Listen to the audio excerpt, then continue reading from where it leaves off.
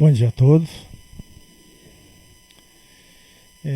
Como a Isa falou, hoje nós vamos encerrar nessa passagem do servo do centurião, né? A gente dividiu em 3 partes. A primeira demonstrando aí toda a questão da humildade do servo do centurião, o contato dele com o servo, né, o amor que ele tinha pelo servo, a consideração. Na segunda, a gente enfatizou bastante a questão da fé. E nessa, Jesus nos fala da resolução do problema, do que a fé é capaz de realizar. Porque nessa passagem, que eu vou ler que é lá Mateus capítulo 11, né, capítulo 8, versículo de 11 a 13, Jesus diz o seguinte: mas eu vos digo que muitos virão do Oriente e do Ocidente e assentar-se-ão à mesa com Abraão, e Isaque e Jacó, no reino dos céus. E os filhos do reino serão lançados nas trevas exteriores. Ali haverá pranto e ranger de dentes. Então disse Jesus ao centurião: vai, e como creste, te seja feito.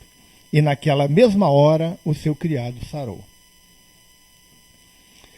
São 2 colocações bem interessantes, né? Primeiro, Jesus faz uma advertência bem clara quanto aos religiosos.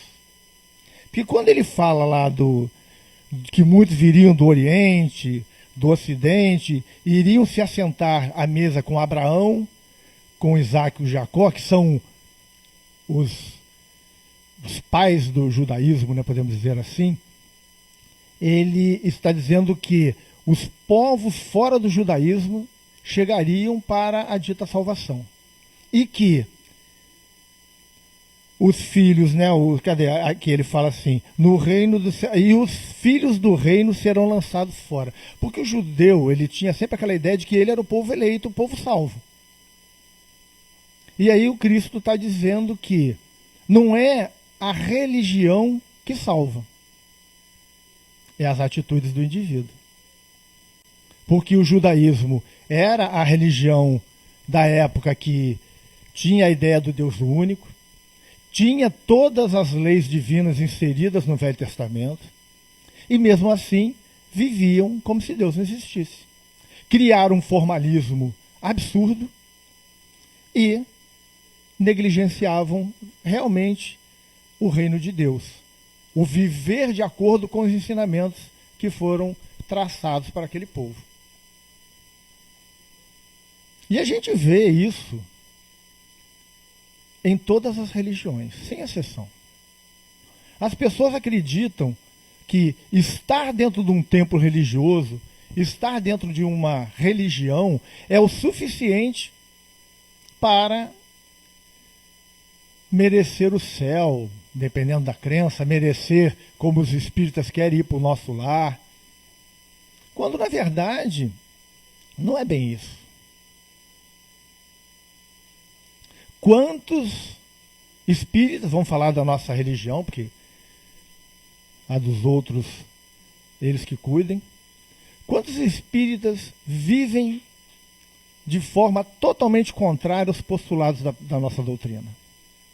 Quantos esquecem dos ensinamentos de Jesus? Temos aos montes.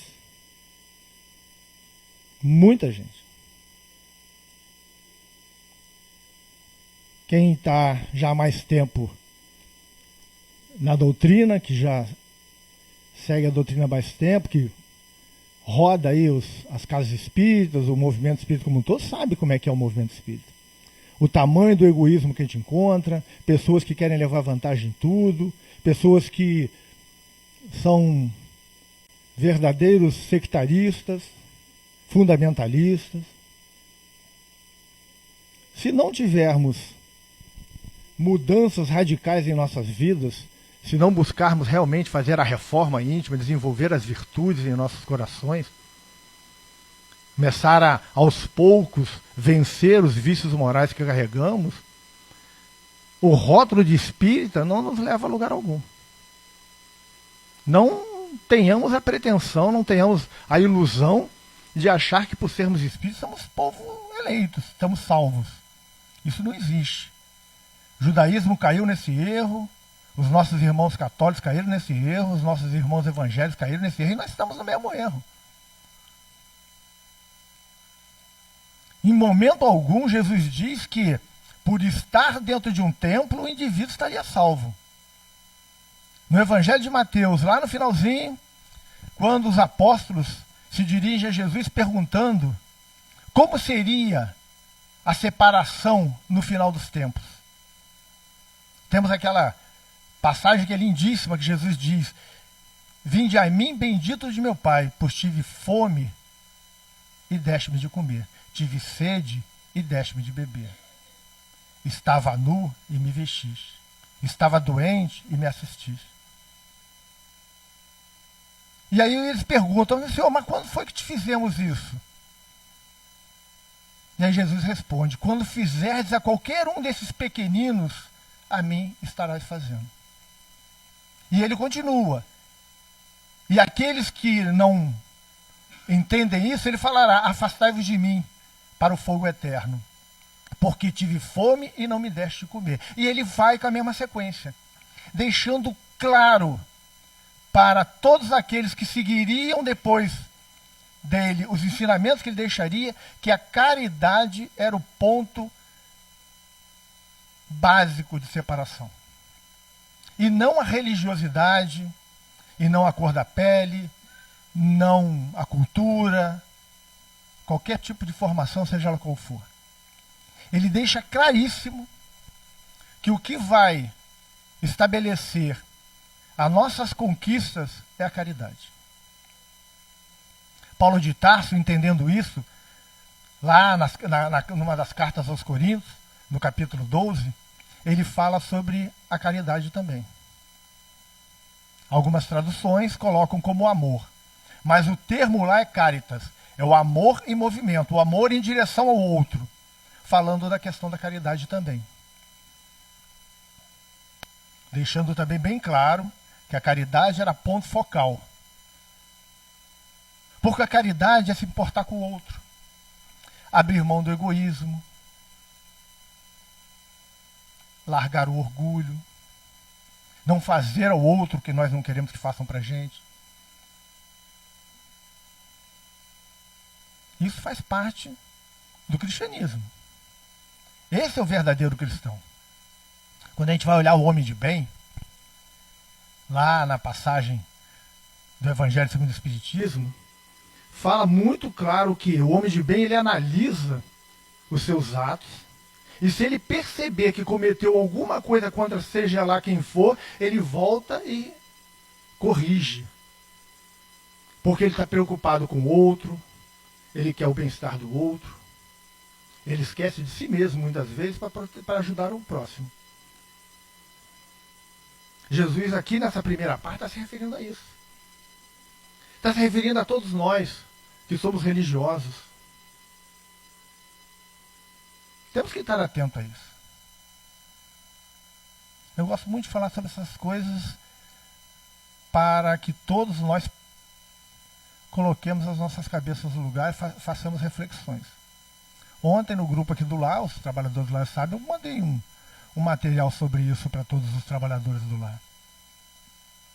Porque nós temos que nos respeitar, nós temos que olhar para o outro com carinho, temos que ter um pouco mais de consideração. Temos que ser assim, temos que mudar a nossa maneira de ser. Isso faz parte do processo evolutivo. Estamos aqui na Terra para isso, gente, para evoluir, para mudar a nossa maneira de ser. E aí eu fico me perguntando, aonde colocamos o Cristo nisso tudo? Se a gente encontra passagens e mais passagens de Jesus falando sobre isso.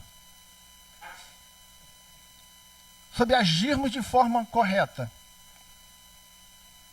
Porque aqui no final, Jesus fala da questão, vai e como creste, seja feito, né? Como creste. E o que é crer? O que é ter fé? Essa fé cega que acha que tudo vai ser resolvido sem eu mudar as minhas atitudes, é uma fé que não vai me levar a algo que realmente seja agradável. Se hoje eu estou passando por tribulações, a página Na Hora da Crise é uma das páginas que eu mais gosto do Emmanuel. Uma página fantástica, onde o Emmanuel coloca para todos nós o mundo e o Cristo. E ele faz comparações que são oportunas, para que a gente pare e pense se estamos respondendo aos chamados do mundo ou à palavra do Cristo. Isso regula muito a nossa vida, gente. Porque são caminhos antagônicos.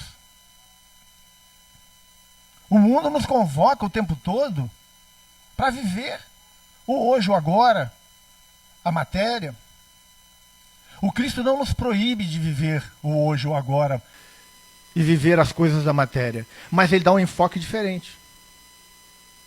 E temos que ter cuidado com isso.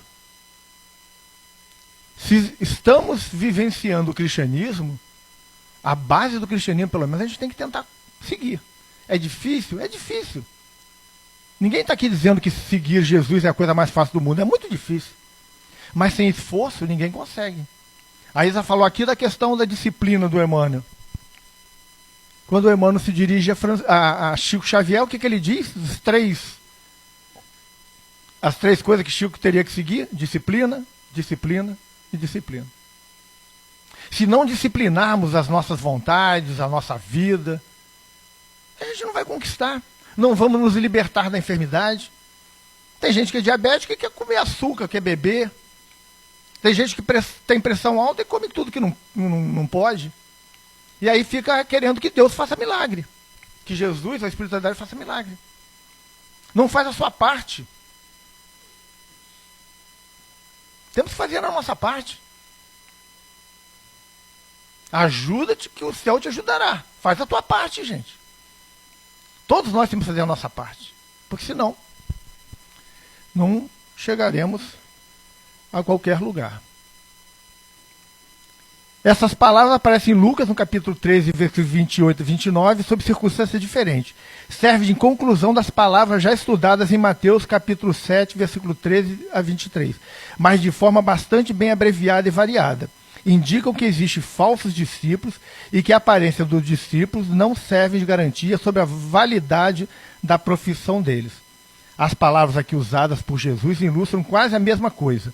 A fé verdadeira pode ser encontrada fora da nação de Israel e pode estar ausente do povo judeu, onde se esperava encontrá-la. Jesus desmistifica isso. Ele abre a possibilidade do reino para todos, porque é uma conquista individual, é um trajeto individual. Não é a religiosidade de Jesus, deixa claro isso. Mateus fala, Lucas fala de forma mais abreviada, mas fala também, porque ficou isso registrado. São pontos importantes que determinam as nossas vidas. Quantos líderes religiosos estão por aí, vivendo às custas da religião, explorando a boa vontade do outro? Tem muita gente. Muitos. Inclusive no meio espírita. Inclusive no meio espírita. Com esse espírita que, olha, envolvido até aqui em corrupção e prega honestidade. Envolvido até o escândalo em tudo de errado e prega. E fazem aí campanha, as pessoas, que bacana. E a gente conhece a vida particular, sabe que a pessoa. E acha que está no caminho certo. Todos nós somos testados. Todos nós. Todos nós, em algum momento da vida, vamos ser colocados diante de algumas coisas que temos como débito do passado. Vamos sucumbir ou não, dependendo das nossas escolhas. Jesus nos alerta bastante sobre isso, os Espíritos nos alertam bastante sobre isso.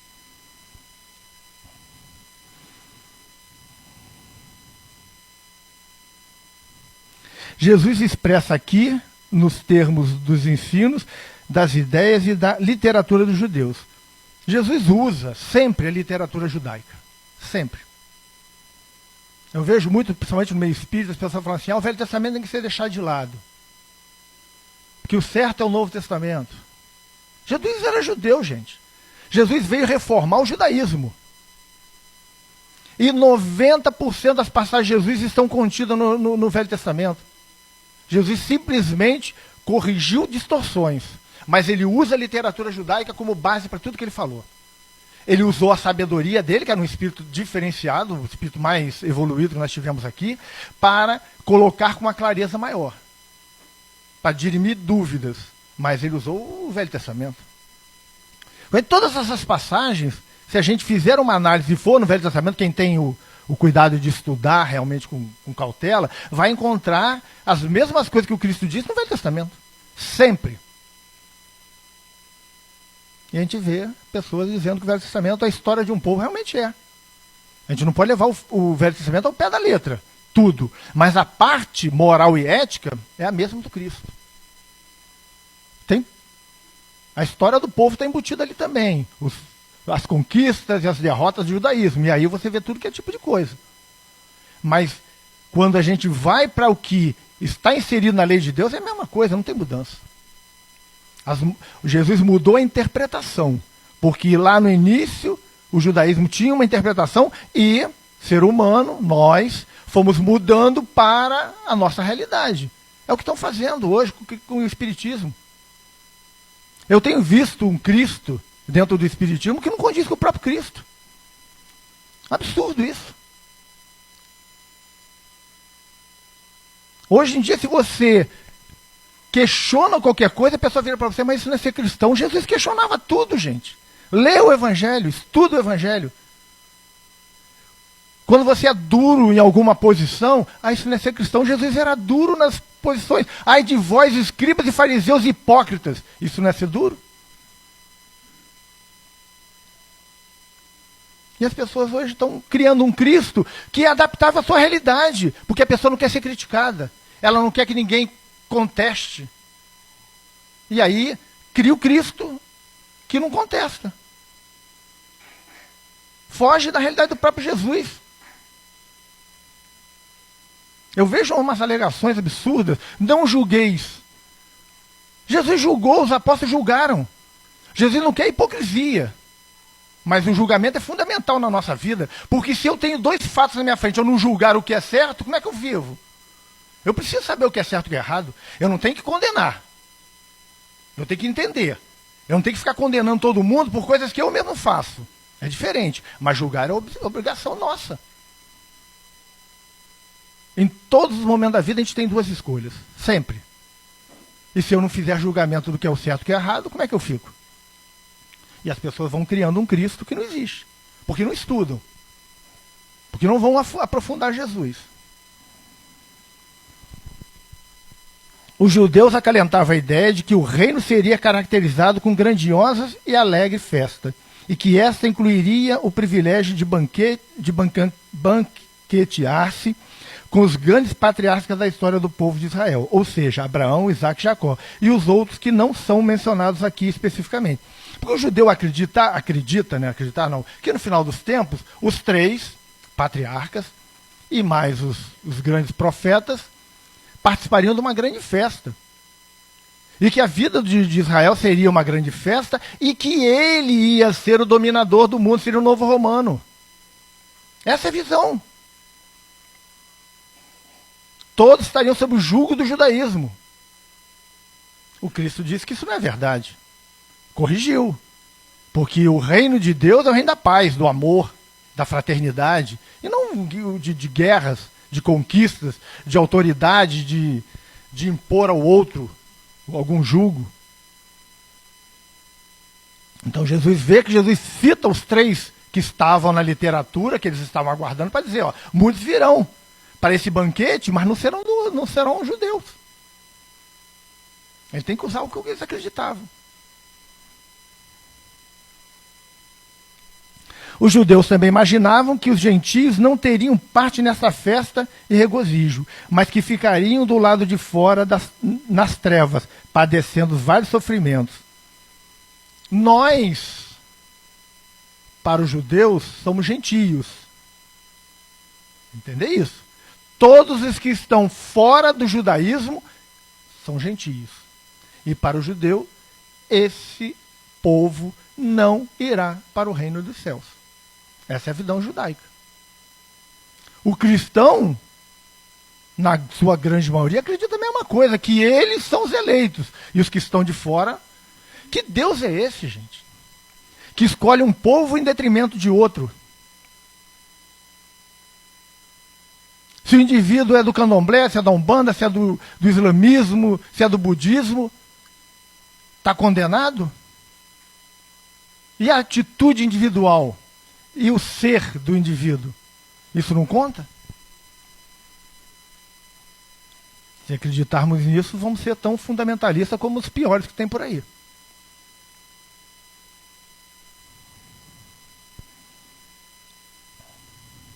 No entanto, Jesus mostra aqui que aqueles que participarão desse banquete, isto é, das bênçãos do reino de Deus, não serão principalmente filhos do reino, os quais, de acordo com os ensinamentos judaicos, seriam judeus, e sim indivíduos de todas as regiões do mundo e entre as nações, até mesmo distante, ou seja, Oriente e do Ocidente. Jesus abre, o reino de Deus é para todos que desejem alcançá-lo.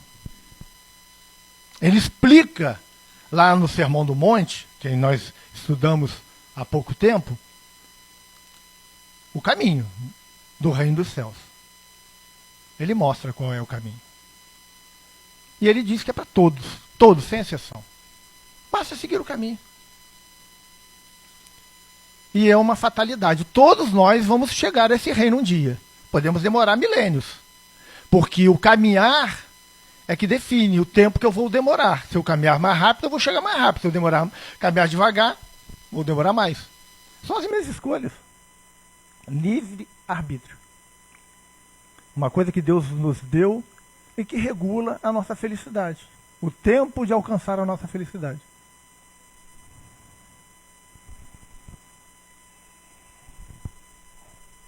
Reino, né, do grego é basileia, adequadamente traduzido como realeza, governo, um reino, um reinado, exercício do poder real, alguma coisa desse tipo, né? E aí, no Evangelho, Basileia é traduzido como reino de Deus, ou reino dos céus, dependendo do evangelista. Eu gosto sempre de falar isso. Mateus não fala em reino de Deus. Mateus era judeu e estava escrevendo para os judeus. O judeu não fala o nome de Deus em vão. Então ele usava reino dos céus. Os outros 3 apóstolos falam de reino de Deus. Porque um escreveu para os gregos, outro escreveu para os cristãos e outro escreveu para os gentios. Então cada um teve um público e para o outro público que Deus, falar em Deus não era nada demais, usaram o termo Deus. Mas Mateus falando para os judeus, que foi o primeiro evangelho e o alcance era para o judaísmo, então tinha que usar as palavras adequadas. E ele, como judeu, ele tinha esse hábito. Filhos ios. Aparentemente uma palavra primária, um filho às vezes com respeito aos animais. Gente, até animais. Hoje a gente chama de filhotes, aqui na época era a mesma palavra.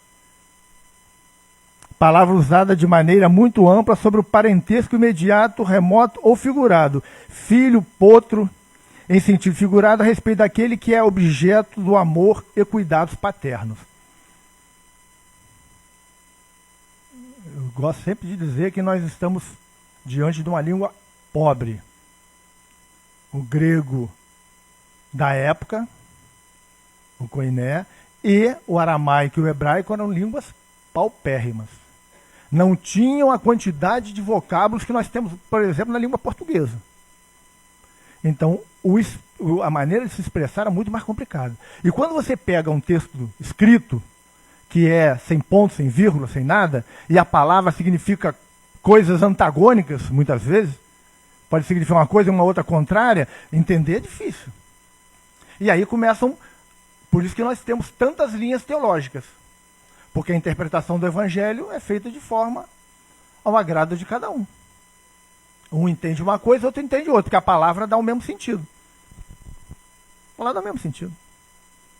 Uma vez eu conversando com meu irmão foi espírita há muitos anos, hoje ele é bispo da igreja ortodoxa, católica ortodoxa, e ele usava, porque o passagem tal do evangelho quer dizer isso, quer dizer aquilo. Eu conversando com ele, falei, olha só, vamos dar uma olhada aqui. A palavra significa isso ou aquilo. Você acha que é isso, eu acho que é aquilo. Ela significa as duas coisas. Você está com a tua verdade, eu estou com a minha. Vamos parar de discutir. Cada um interpreta do jeito que quer, principalmente se a palavra significa as duas coisas. Exceto algumas distorções que são graves. Por exemplo, a virgindade de Maria. É uma distorção grave. Temos duas palavras envolvidas nisso. Salutará e almará. Almará é virgem. Salutará, uma jovem em idade de casamento ou recém-casada. No Evangelho está salutará. E aí traduzem como virgem. Não diz que é virgem. Aí é uma distorção. Porque a palavra não dá direito a se falar isso. Mas o resto, se significa uma coisa ou outra, é interpretação religiosa, é a questão da teologia. Cada um busca um caminho. Cada um busca um caminho. Eu sempre vi muitos religiosos questionar a posição dos espíritos sobre algumas passagens de Jesus. Quando eu fui estudar teologia, e aí comecei a estudar o grego, estudar o hebraico, o aramaico, você começa a ver que os espíritos são errados. Eles fazem a interpretação numa tradução da língua, que para mim está certa. Mas para o católico e para o evangélico não. Porque eles entendem a palavra num outro sentido, porque ela dá um outro sentido também. Quem está certo, quem está errado, a gente não pode entrar nesse. Vamos ficar brigando. Se a gente pegar o lado moral e ético do Cristo, é tudo igual. O problema é que a gente está discutindo besteiras. Pontos que não têm importância. E aí começam todas as discussões que nós encontramos por aí. Treva, escotos de esquia, que é uma sombra, uma escuridão, obscuridade, em sentido figurado sobre a escuridão moral, a ausência de luz espiritual e verdade, incluindo a ideia de iniquidade, de natureza pecaminosa e, consequentemente, calamidade. Jesus está dizendo o quê? Que o indivíduo, ele não está dizendo que ele vai para as trevas, vai ficar lá no lugar trevoso. Não está dizendo isso. Ele está dizendo que a pessoa vai ficar vivendo uma escuridão moral. Vivendo a iniquidade, até que consiga mudar a maneira de pensar e se evoluir. Não tem condenação aqui. Não tem condenação. A palavra diz isso. É uma questão de ausência de luz espiritual e de conhecimento da verdade. Temos que estudar o Evangelho com cuidado, gente. E aí são trevas exteriores, né? Exoteros, de exo, fora, ao ar livre, ao lado de fora, para fora, estranho, exterior, externo.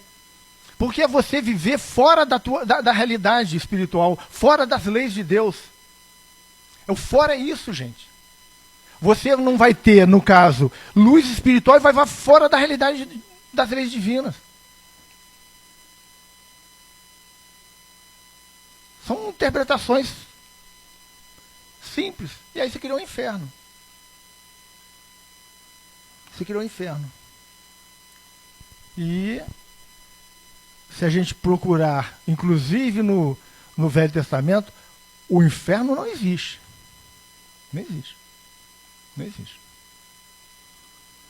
Se usava, eu sempre falo isso, do lado de fora dos muros de Jerusalém, existia o montouro onde era queimado os animais, o lixo e o corpo de pessoas de má índole.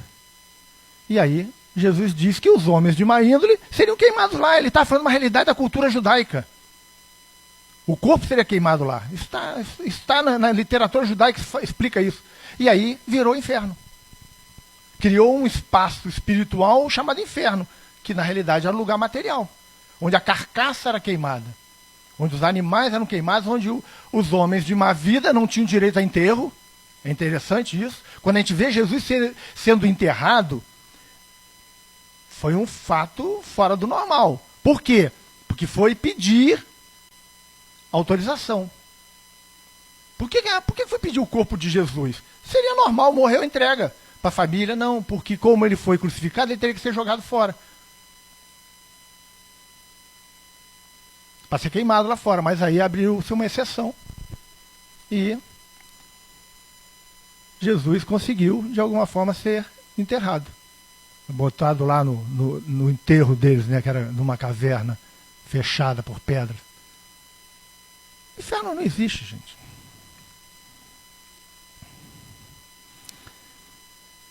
Ranger.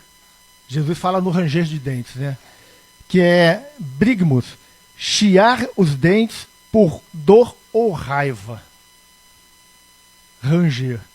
Porque o indivíduo, a gente vê aí, estudando a doutrina espírita, vai ter agora aí o estudo da obra de André Luiz, e a gente observa, quando André Luiz fala do mundo espiritual, dos locais onde existe realmente o ranger de dentes por ódio, por raiva, por dor. São fatos. E Jesus está se referindo a isso, porque o homem de má índole, ele pensa que vai para onde? Quando termina a vida física. Ele vai ser atraído para os lugares condizentes com essa condição espiritual. E esses lugares não são nada agradáveis.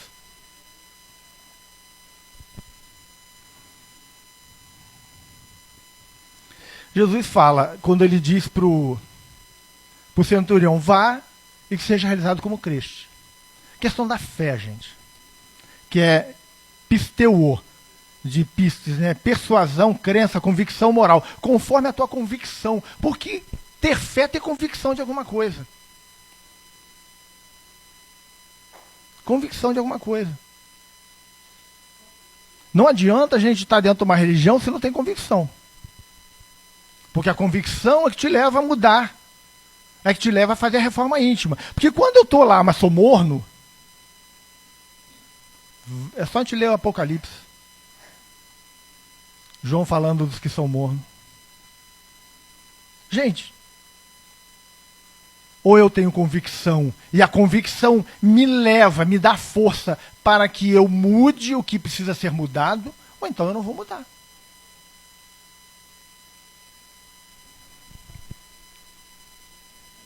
Seja feito que não mais provar a existência, erguer-se, ser reunido, ser, tornar-se, ocorrer, comportar-se, ser tornado, ser terminado, ser comprimido, ser executado, ser transformado.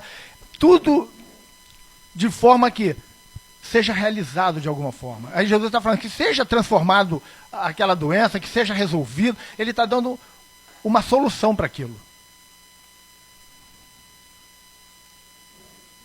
E o sarou, né, que é iomai, que significa realmente curar. Jesus diz que o indivíduo seria curado. E aí, vamos aos trechos, né? Os filhos lançados fora, né? Os que ficarem fora nas trevas, que não terão parte no banquete. Porque o banquete aqui, Jesus está se referindo ao processo de evolução espiritual. A chegar, por exemplo, ao mundo regenerado. Os que não chegarem ao mundo regenerado vão continuar no nosso mundo. Quem não conseguir chegar à condição de espírito regenerado, continua no nosso mundo. E o nosso mundo é um mundo de ranger de dentes. Onde a gente tem muita dor, onde a gente tem muito ódio, tem a raiva, vingança, desigualdades, tantas coisas. Os filhos, neste caso, são os judeus que eram filhos de Deus e do reino na qualidade de nação escolhida. Essa era a visão. Eles eram os filhos de Deus. Os outros não eram filhos de Deus. Eu não sei como é que Deus criou uma parte e não criou outra. Deve ter um outro Deus que criou o resto. E é maior, esse outro Deus criou muito mais gente.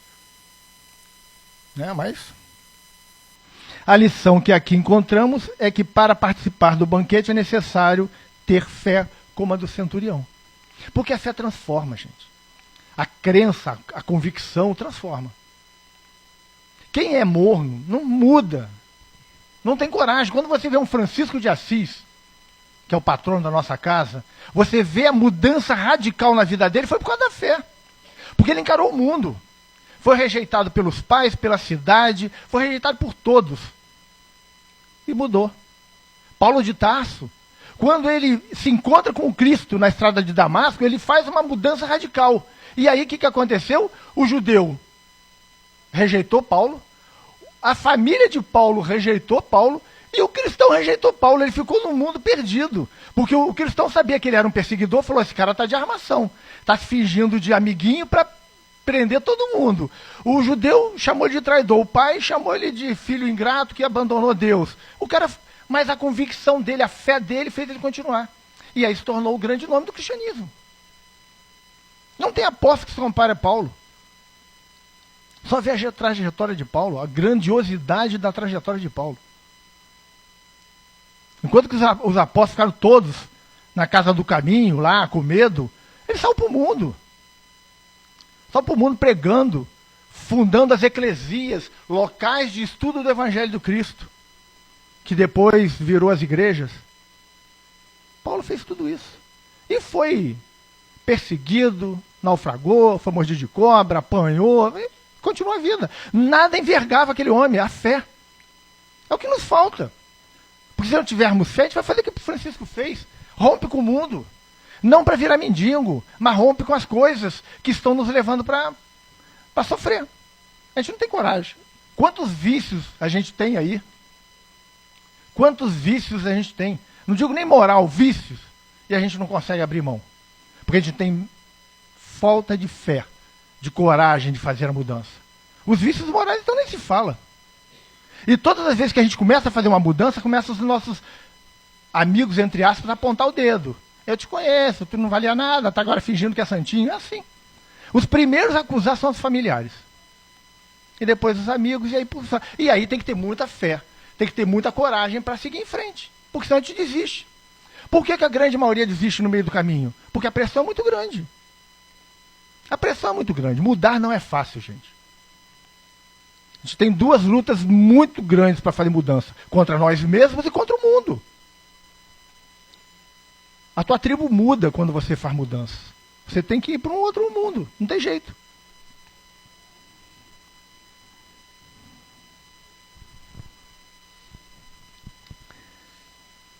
Trevas, choro e ranger de dente. Vamos lá. Essas três expressões são provenientes dos ensinos e da literatura dos judeus. Jesus usando a literatura dos judeus para descrever o caráter do juiz imposto aos que ficarem fora do reino. Os artigos definidos com choro e ranger de dente enfatizam o horror da cena. O choro sugere sofrimento e o ranger de dentes, desespero. Esses versículos afirmam que o reino de Deus não seria exclusivamente da raça judaica, mas para todas as nações. Porque, gente, quando a gente vê a história de André Luiz, por exemplo, que ele conta os 8 anos dele no umbral, a gente vê o que é sofrimento. E o dele não foi dos piores. O suicida passa coisas muito piores. Jesus estava se pronunciando sobre o mundo espiritual. É uma parte do ensino velado. Os apóstolos já tinham conhecimento. Mas para o povo em si, nem sempre. Se a gente pegar a cabala judaica, estudar a cabala judaica, a gente vai ver que lá a reencarnação é um fato. Só que não se tinha noção ainda do que era o mundo espiritual, como se tem hoje, através da doutrina espírita. Então as coisas eram um pouco nebulosas. O Cristo veio esclarecer. E o ápice do ensinamento do Cristo sobre o mundo espiritual foi após a sua crucificação. Que ele retorna para mostrar que a vida era eterna. Que o espírito permanece. Que o corpo pode perecer, mas o espírito é eterno. Isso que fez com que todos os apóstolos caíssem no mundo, perdessem o medo. Porque entenderam que o corpo era um instrumento que podia ser trocado.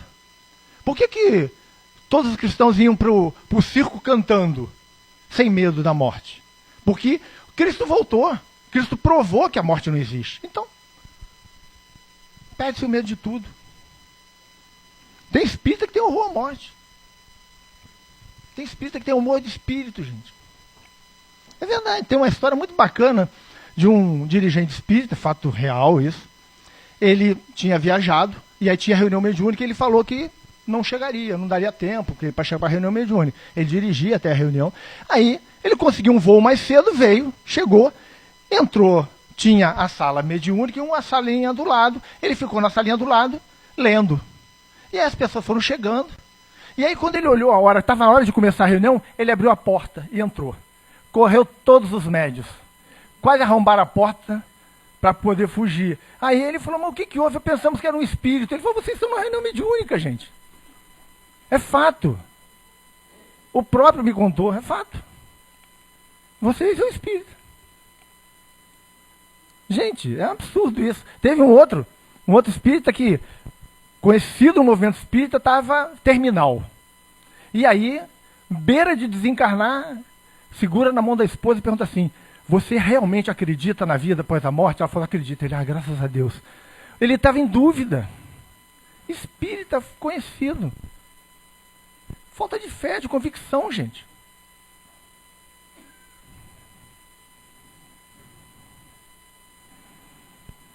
Após mostrar que o reino de Deus está diretamente ligado à fé, Jesus garante ao centurião que a simples petição sobre qualquer coisa terrestre, como a cura de um escravo, também deve estar alicerçada na fé.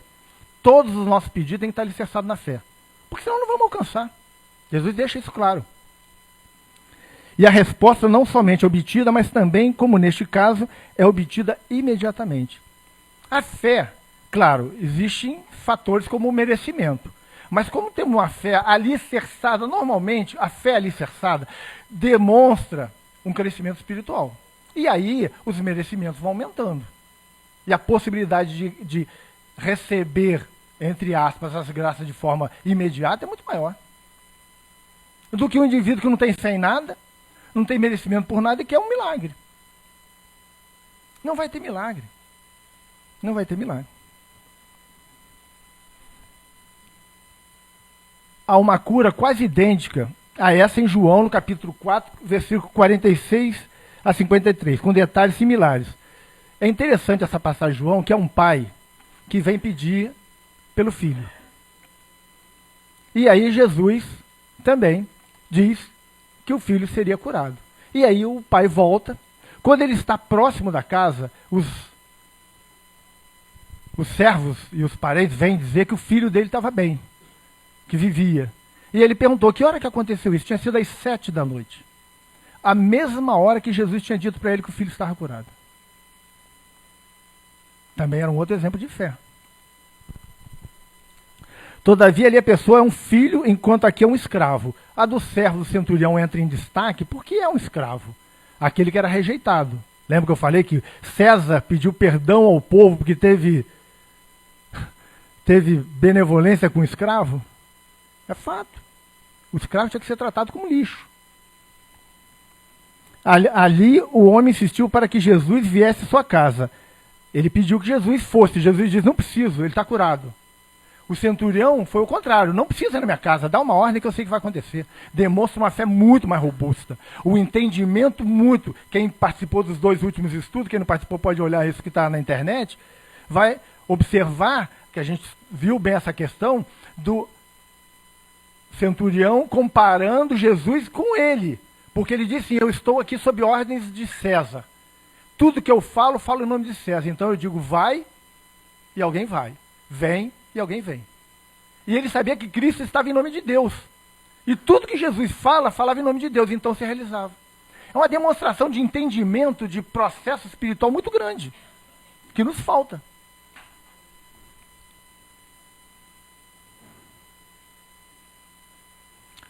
Aqui o centurião não se julgou digno de receber o Cristo em sua casa. A cura não foi menos notável, mas a despeito de ter sido grande a fé daquele pai, no relato de João, não se comparava com a fé do centurião. Por isso que a fé do centurião é o ponto culminante. Porque a gente ter a fé como aquele pai, de querer que Jesus fosse, é o caso das pessoas, muitas vezes, acham que se o doutor Ricardo não estiver lá dentro, botar a mão na pessoa, não vai ser curada. E tem aquele que acha que ele pode curar independente do médico estar trabalhando. A fé é muito mais ampla. Tem gente que acha que a fluidoterapia, porque não tem médico incorporado, não tem função. É uma fé. Tem fé no trabalho? Tem, mas é uma fé limitada. O trabalho é muito maior. Os espíritos têm muito mais recursos que a gente imagina. O médium ainda nesse trabalho funciona por causa da falta de fé. Não, a fé consolidada. Estou acabando. Essa fé era ainda mais surpreendente pelo fato de que o centurião era gentio e não teve acesso à herança da revelação do Antigo Testamento para ajudá-lo a entender Jesus. Eu falei essa mesma coisa na última semana. Os gentios não tinham acesso ao Velho Testamento, não sabiam do Messias, não conheciam as leis de Deus da forma como o judaísmo conhecia, e tinham uma fé maior do que a dos judeus. Jesus falou que não viu dentro do judaísmo ninguém com uma fé igual a dele. E eu posso dizer que são poucos no cristianismo que tiveram a fé igual a do centurião. Muito poucos. Contudo, esse gentio penetrou mais profundamente na natureza da pessoa e da autoridade de Jesus que qualquer judeu de sua época. As palavras de Mateus ressaltam ainda mais que as de Lucas, a singularidade da fé do centurião e realça o movimento do evangelho dos judeus para os gentios, ou melhor, a partir dos judeus para todos os povos independentes de raça. Porque o evangelho, inicialmente, o Cristo fez, o evangelho ele tinha um povo destinado, que era o judaísmo. Jesus falou para os judeus. O povo que Jesus falou foi para os judeus. Paulo leva o evangelho para os gentios, mas Jesus falou para os judeus, porque era o foco inicial, porque aí do judaísmo ia se propagar para todos os cantos. Não funcionou. Boa parte do judaísmo rejeitou o Cristo. E nós continuamos rejeitando o Cristo. Gente, porque viver um cristianismo falso, um cristianismo de aparência, é rejeitar o Cristo. É rejeitar Jesus, gente. Não tenhamos dúvida disso. Vivemos dentro do cristianismo como se o Cristo não existisse. Se eu fizer uma pergunta aqui, quem já conhece o Evangelho de Jesus de ponta a cabeça? Quem estudou o Evangelho de Jesus? Quem lê versículo por versículo, faz uma reflexão sobre ele? Ninguém. Pouquíssimas as pessoas, por isso que a gente faz estudo assim aqui. É para, pelo menos, daqui a algum tempo, as pessoas terem noção do Evangelho de Jesus. Nós estamos no capítulo 8, segundo ano de estudo. E começamos no capítulo 4, porque para trás é histórico. Então a gente fugiu disso, fomos para a parte moral. Começamos no capítulo 4, tivemos 2 versículos lá, fomos para o capítulo 5, pegamos o Sermão do Monte, foi mais de ano estudando o Sermão do Monte. Estamos no capítulo 8. Praticamente 3 capítulos, mais 2 do 4. São 2 anos praticamente de estudo já. Vai terminar agora em dezembro, completa 2 anos. Não tem pressa. Por quê? As pessoas verem versículo a versículo e entenderem. Verem a mensagem. Porque é uma mensagem atemporal, gente. Não existe nada no mundo com amplitude e a profundidade do Evangelho de Jesus. Não tem nada no mundo. Nós estudamos aqui o Sermão do Monte. É fantástico, é lindíssimo, profundo ao extremo. Mas não se estuda ele de uma hora para outra. Não se estuda ele de uma hora para outra. Você tem que ler com calma, você tem que buscar referências, você tem que entender o contexto da época, você tem que entender as palavras básicas. E aí você vai entendendo Jesus, vai descortinando e vai entendendo Jesus. Se não fizermos isso, a gente não vai conseguir entender. E sem entender, como muda? Como eu posso ter a presunção de dizer que sigo Cristo se eu não conheço nem o evangelho dele? Vai falar Jesus, é aquele do Natal, do presépio. E olha lá, que morreu na cruz. O pessoal sabe que nasceu na manjedoura e morreu na cruz. O meio, para quê? Meio é besteira. Já sei o início e o fim, aquela pessoa que lê a primeira página do livro, ele é a última. Eu falei, li aquele livro. O conteúdo, que é o importante, a pessoa não leu. E o evangelho de Jesus é isso. O evangelho de Jesus, as pessoas sabem da manjedoura, sabem lá da crucificação, alguns viram o filme de Jesus, aí sabem um pedacinho, mas o conteúdo, os detalhes, Jesus é muito, muito rico de informações. Não interessa. Que nem a doutrina espírita. Você vê espírita que nunca leu o Pentateuco kardeciano, os 5 livros de Kardec. Gente, e aí diz que é espírita. Ah, porque eu li Zíbia. Diz que é espírita, gente. Não conhece os postulados da doutrina.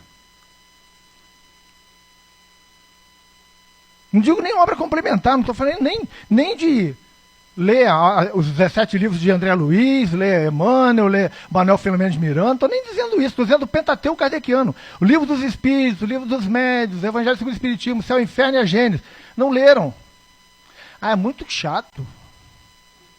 Então não diz que é espírita, é simpatizante, não é espírita. Para você seguir alguma coisa, você tem que entender sobre essa coisa.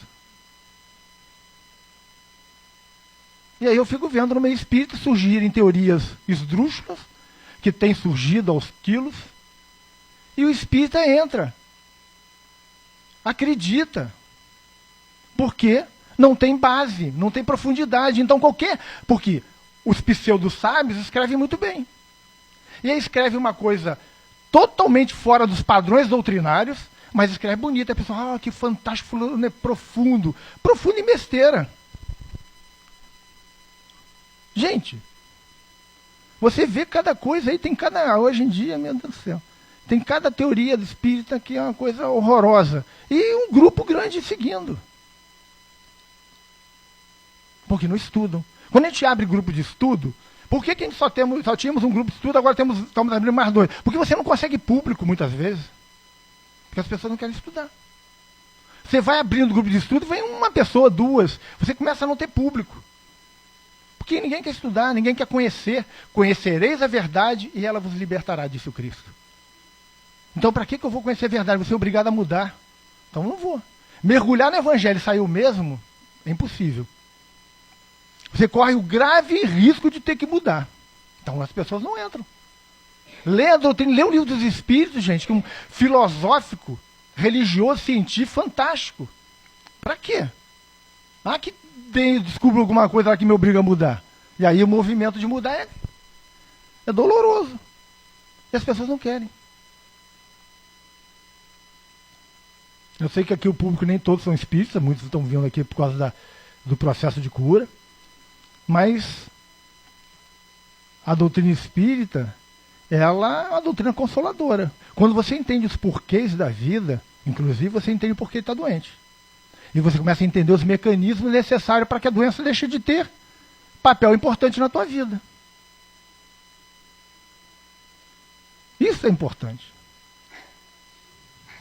Trabalhador espírita que não estuda, pelo amor de Deus, né, gente? E aí isso a gente tem. Aos quilos. Quando fala em estudo, o pessoal troça no nariz. Eu não gosto de estudar, eu não consigo ler um livro. Lê uma página por dia, faz qualquer coisa, faz um esforço. Se não consegue ler, vai buscar um audiolivro lá que você vai ficar escutando. Se não tem, busca alguma coisa, vai para um grupo de estudo, fica ali no cantinho escutando as pessoas falarem, vai entrando por osmose, vai aprendendo. Sou suspeito porque eu sempre estudei muito, sempre gostei de estudar muito. Quando eu cheguei na doutrina espírita, eu fui ler todos os clássicos da doutrina espírita. Aksakov, De Rocha, Camille Flammarion, e aí para trás, que hoje em dia nem se fala mais neles. Deixaram de ter importância. Os grandes cientistas da época de Kardec estudaram a doutrina espírita, são importantíssimos, deixaram de se estudar, a pessoa só quer ler romance. Porque se não fizermos isso, eu antes de ser espírita, eu estudei todas as religiões. Eu estudei o budismo, estudei o hinduísmo, fui estudando tudo. Eu tinha que encontrar o que ia me tocar. Eu já tinha o problema da mediunidade, que surgiu com 15 anos, então eu precisava me encontrar, estudei tudo. Aí a doutrina espírita me completou, eu passei a ser espírita. E aí o espírita que não estuda para dizer que aquilo realmente está satisfazendo as suas necessidades, está se enganando. Dizer que é cristão e não estuda o Evangelho de Jesus está se enganando, gente. Por hoje é só, gente. Semana que vem a gente está aqui